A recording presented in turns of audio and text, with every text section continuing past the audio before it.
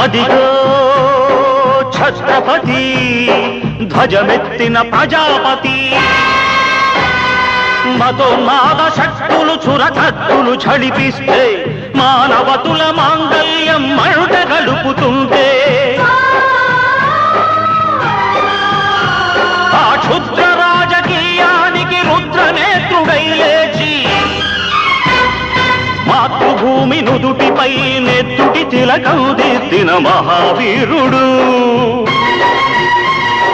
సార్వభౌముడు